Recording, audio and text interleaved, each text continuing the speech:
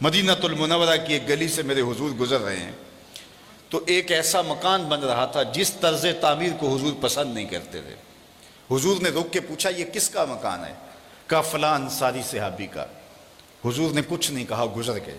کسی نے اس انصاری کو جا بتایا حضور نے تیرا مکان دیکھا تھا، چہرے پہ آثار پسندیدگی ظاہر نہیں ہوئے۔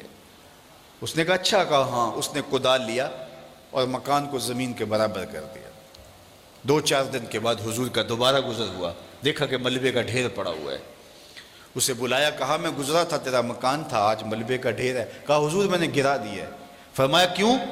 عرض کی سنا تھا آپ کو پسند نہیں، سنا تھا آپ کو پسند نہیں۔ میں اور آپ دیکھیں ہمارا کیا کیا حضور کو پسند نہیں، سر سے لے کر پاؤں تک غور کریں ہمارا کیا کیا حضور کو پسند نہیں۔ اپنے عقیقے سے لے کے ولیمے تک دیکھیں ہمارا کیا کیا حضور کو پسند نہیں۔ اپنی نجی زندگی سے لے کے سیاسی زندگی تک دیکھیں ہمارا کیا کیا حضور کو پسند نہیں۔ اپنے کاروبار سے لے کر کے انداز معاشرت تک دیکھیں ہمارا کیا کیا حضور کو پسند نہیں۔ محمد دی زیارت محمد دے رنگ وچ، اگر ان کے ہوئے ہیں تو پھر ہم ان کے ہو گئے، پھر اپنی خواہش کہاں باقی رہی۔ ایک صحابی آئے اور انہوں نے حضور سے سلام کرنا چاہا، لیکن حضور نے رخ پھیر لیا۔ وہ سمجھے شاید کسی وجہ سے التفات نہیں ہوا، تو حضور نے جدھر رخ پھیرا تو ادھر جا کے انہوں نے السلام علیکم کہا، لیکن حضور نے پھر رخ پھیر لیا۔ سمجھ گئے کوئی ناراضگی ہے۔ تو چونکہ ایک سفر سے آئے تھے تو انہوں نے دیگر صحابہ سے پوچھا کہ مجھے تو سمجھ نہیں آئی کہ حضور کی ناراضگی کا سبب کیا ہے، کیا تم مجھے بتا سکتے ہو کہ حضور ناراض کیوں ہیں؟ انہوں نے کہا ہاں، ہماری سمجھ میں جو بات آئی ہے وہ یہ ہے کہ تم نے یہ سونے کی انگوٹھی پہنی ہے اور حضور اس کو حرام قرار دے چکے۔ ان الذھب والفضۃ حرام لذکور امتی، سونا اور چاندی میری امت کے مردوں کے لیے حرام ہے۔ صرف چاندی کی ایک انگوٹھی اور وہ بھی 4.5 ماشے سے کم وزن کی ہو تو وہ مرد کے لیے جائز ہے۔ اس سے زائد یا اتنے ہی وزن کی 2 انگوٹھیاں مرد کے لیے جائز نہیں ہیں۔ سونا بالکل جائز نہیں ہے، رکھا ہی نہیں گیا جائز، یہ زینت عورت کے لیے ہے۔ تو نے یہ انگوٹھی پہنی اور حضور اس کو جہنم کی آگ کا انگارہ قرار دے چکے ہیں، گناہ بے لذت ہے تم کر رہے ہو، تو شاید حضور کی ناراضگی کا سبب یہ ہو۔ وہ آگے بڑھا اور حضور علیہ السلام کی بارگاہ میں حاضر ہو کے انگوٹھی اتار کے حضور کو پیش کرتے ہوئے کہا حضور اس وجہ سے ناراض ہیں؟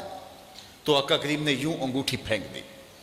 خیر ناراضگی کی وجہ ختم ہو گئی، مجلس میں بیٹھ گیا، گفتگو چلتی رہی۔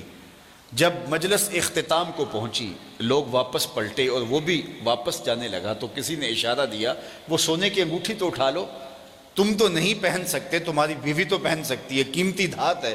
تو اس صحابی نے کیا جواب دیا وہ سنیے۔ اس نے کہا واللہ لا آخذہ وقد طرحہ رسول اللہ صلی اللہ علیہ وآلہ وسلم، اللہ کی قسم میں اس کو کبھی بھی نہیں اٹھاؤں گا جس کو میرے حضور نے پھینک دیا ہے، جس کو میرے حضور نے پھینک دیا میں اس کو کبھی نہیں، سونا ہے، ہیرا ہے، چاندی ہے، پکھراج ہے، موتی ہے، کچھ بھی ہے، میں اسے ہاتھ بھی نہیں لگاؤں گا جس کو میرے حضور نے پھینک دیا ہے۔ صاحبو دیکھو کس کس چیز کو میرے حضور نے پھینکا ہے، اور ہم اگر اس چیز کو سینے سے لگاتے ہیں تو ہم عاشق رسول نہیں ہو سکتے، ہم خود فریبی میں مبتلا ہیں۔ اگر ہم عاشق ہیں، عاشق ہونا آسان نہیں ہے۔ ہمارے بزرگ جھوم کے شعر پڑھا کرتے تھے، عاشق عاشق ہر کوئی آکھے پر عاشق بندا مر کے، ایسے عاشق نہیں ہو جاتا۔ عاشق عاشق ہر کوئی آکھے پر عاشق بندا مر کے، زہر پیالہ کوئی نہیں پیندا پر عاشق پیندا پر کے۔ تو جب آپ عاشق ہیں تو پھر آپ کا عشق محبوب کی اطاعت کی چوکھٹ پہ آپ کو کیوں نہیں لے کر کے آتا؟ میں اور آپ اپنے آپ کو دیکھیں، اپنے طرز زندگی کو دیکھیں۔ میرے استاد فرمایا کرتے تھے یہ نہ ہو کہ لوگ تمہیں پوچھیں تم کون ہوتے ہو اور تمہیں بتانا پڑے جناب ہم مسلمان ہوتے ہیں، یہ دیکھو مذہب کے خانے میں اسلام لکھا ہے۔ آپ فرمایا کرتے تھے صاحب نہ کسی کو پوچھنا پڑے نہ تجھے بتانا پڑے، تیری وضاحت طرز زندگی انداز معاشرت ایسا ہونا چاہیے تم دور سے آ رہے ہو لوگ پہچان کے کہیں وہ دیکھو آقا کا غلام آ رہا، نور آنکھوں میں تو چہروں پہ اجالے ہوں گے، مصطفیٰ والوں کے انداز نرالے ہوں گے، دنیا میں بھی ان کے دم سے مقدر چمکا، محشر میں بھی ان کی رحمت کے حوالے ہوں گے۔ تو اگر ان کے ہوئے ہیں تو پھر سر سے لے کر پاؤں تک انہی کے ہو جائیں۔ ہمارا طرز زندگی بتائے ہم نوکر حضور کے ہیں، ہمارا انداز معاشرت بتائے ہم نوکر حضور کے ہیں۔ ربیع الاول کا موسم آ رہا ہے، اپنے گھروں میں ضرور جھنڈیاں لگانا، لیکن صرف جھنڈیاں تمہارے گھروں میں نہ لگیں، دل کے ایک ایک پرت پہ نام محمد کی جھنڈی ضرور لگانا۔